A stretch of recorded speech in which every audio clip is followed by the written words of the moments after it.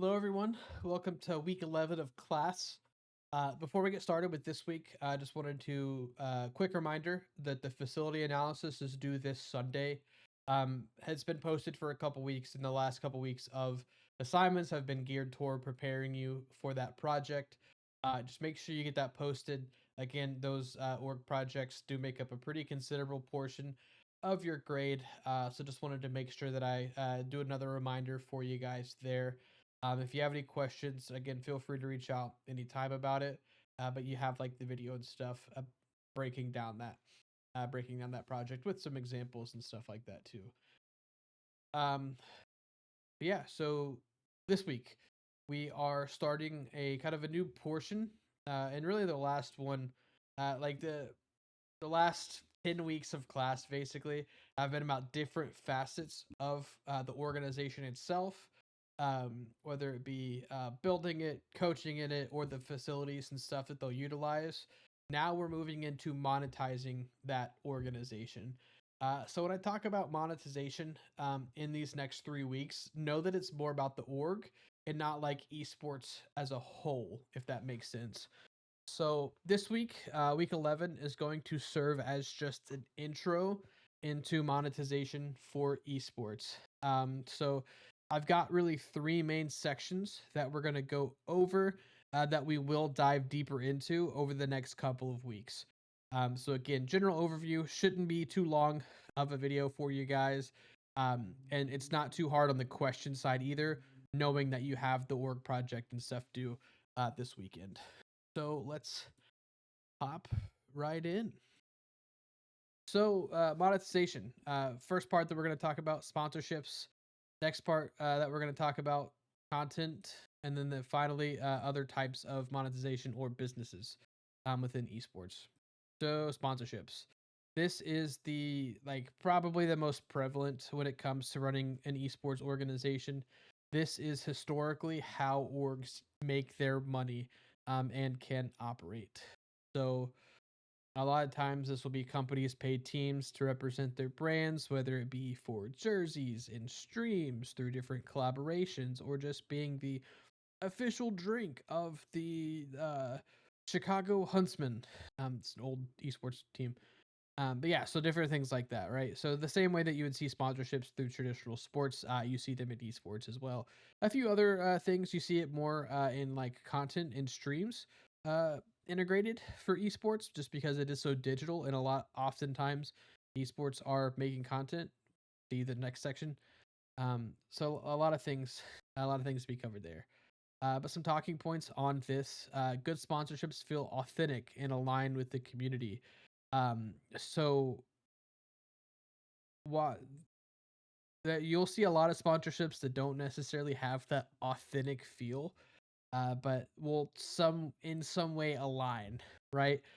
So you'll see esports teams sponsored by Raid Shadow Legends. Okay, sure. There's not a Raid esports scene really, but gamers are often watching these esports teams, and especially if it's a different game, so it only makes sense that someone like Raid would want to come in and be like, hey, let's see if we can get these people who play a game that's maybe similar to ours or not like ours at all, but they play video games. Let's see if we can get them over to playing ours. Or it'll be something like, oh, the team uses hand warmers already because they want to keep their hands warm in between matches so they can be solid on the controllers and stuff or on the keys.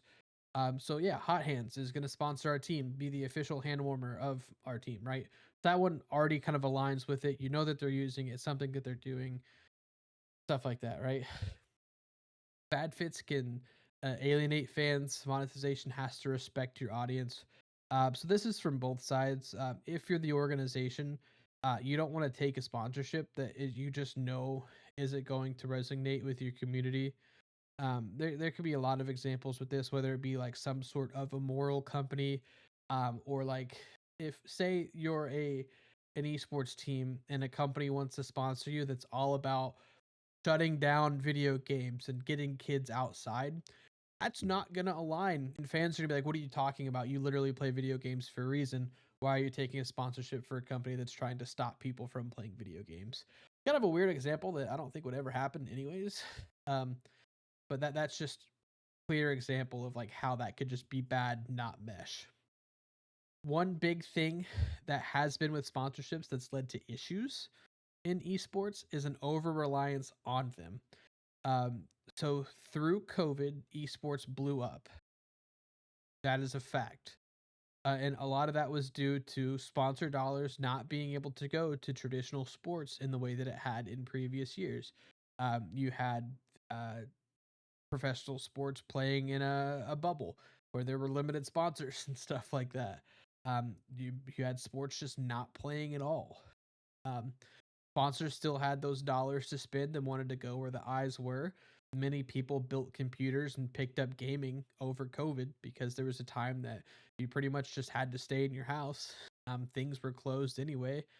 Hours were like stupid at Walmart and stuff. So small town kids aren't running around Walmart at 2 o'clock in the morning. They're playing video games.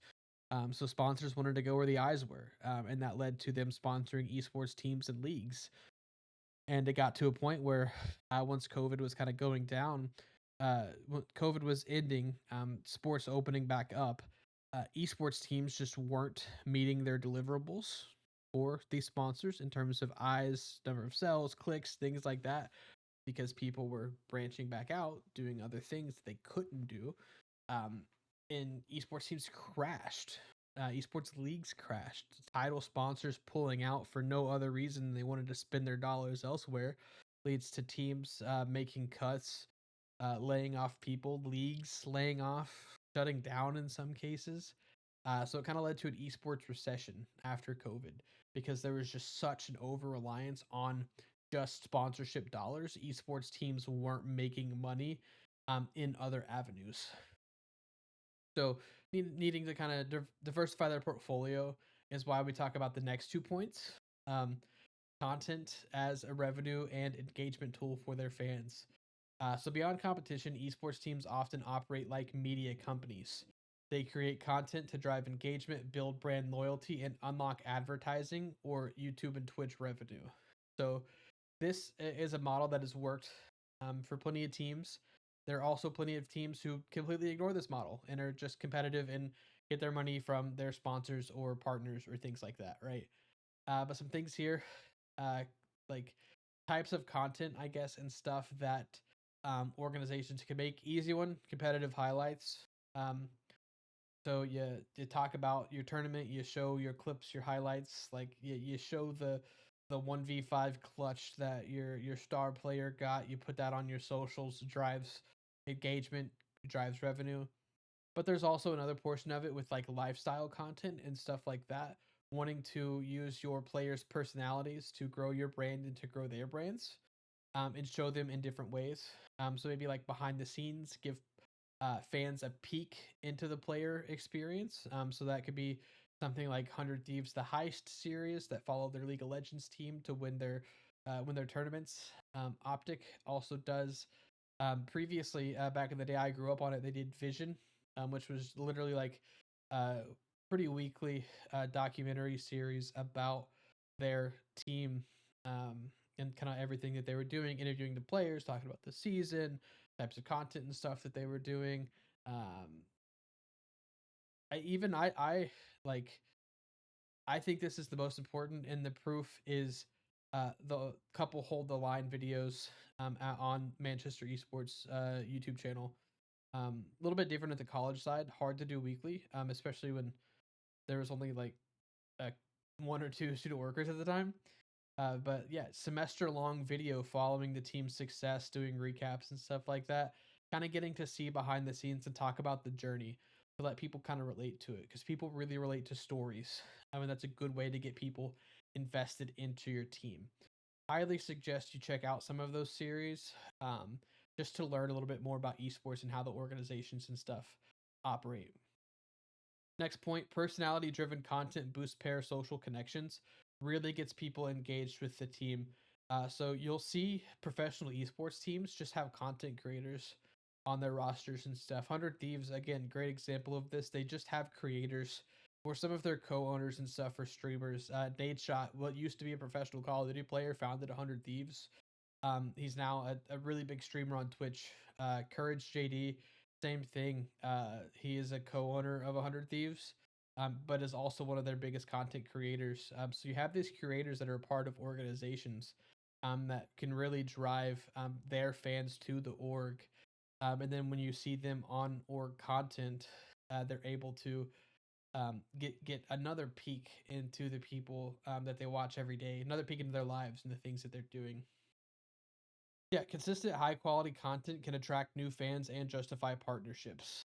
So having solid content that does views and you're generating revenue on can lead to more partnerships and sponsorships where you're actually able to meet those deliverables, get the certain number of eyes on the video on the sponsor segment, get enough clicks because your fans really trust your creators, and when they recommend a product because it aligns with your brand, aligns with your views, your fans can see that and will click and lots of times use those services and stuff. Big believer in content as a way to drive engagement and revenue for an org. Another one that is really important is running some type of other business. I think 100 Thieves is a really good example of this. If you look at their website, they have 3 pillars, like lifestyle, clothing, video games. I can't remember the other one. I think it's like community, pretty standard pillar. But what 100 Thieves does, 100 Thieves did not start as an esports organization. Nate Shot founded 100 Thieves as an apparel company. He wanted to make gaming clothing that looked cool. That is how they started. And then they added an esports team. And then now they even have High Ground, which they own. So what you see here is 100 Thieves has their esports team that they compete in multiple game titles, things like Valorant, League, Call of Duty, stuff like that. Um, they also have their apparel, which they release in different drops or collections. They have their foundations. It's available season long. They rotate them out. They also have High Ground, which is a gaming peripheral company. So you can sell people like keyboards, mice, mouse pads that like relate to gaming with really cool collabs. They can elevate their gaming setups where it's not just all RGB. Um, did I say content? They also have content. So yeah, they have 4 different focuses for their organization that could generate revenue, right? So lots of really cool things there. I know for a fact, High Ground collaborations has led to collaborations with 100 Thieves in general. So High Ground collabed with Halo, and that led to some of the 100 Thieves creators also collaborating with Halo, which led to videos being made about it. So just because one aspect of their company partnered with to make merch with Halo, they were able to include that in releasing an apparel drop and doing specific videos and things like that. So lots of really cool ways to kind of diversify your revenue and your portfolio and to have a greater impact as an organization. So lots of really cool things there. It again creates more sustainability, scalable income. Esports orgs are transforming into lifestyle brands. You see that a lot. It might just be the way to do it, so that you're not just relying on competition, maybe some videos, but you're also selling a lot of clothes and a lot of keyboards and stuff too. So I think 100 Thieves is a good example of kind of running that business and really kind of diversifying all of that. So that was a little bit on the longer side for our videos this week. Make sure you give it a listen. I'll try to get these notes posted for you guys too. So if you have any questions, just please let me know. One sec. Let's talk about the actual questions I have for you guys. So just a couple here. What's the most memorable sponsorship you're memorable that you remember for an esports org, and why is it so memorable? Wow, that's a lot. My bad on that there. I'm gonna leave it. Um, but why was that sponsorship memorable for you? What's the best type of esports content in your opinion? Why does it work? And what is an example, not 100 Thieves, of an esports team also running a business. Do some research, find one for me. There's quite a few out there. I just think that they're one of the best examples. But yeah, that does it for this week's video. If you have any questions, like I said, please just let me know. Remember to get those projects in too, and I hope you have a great day.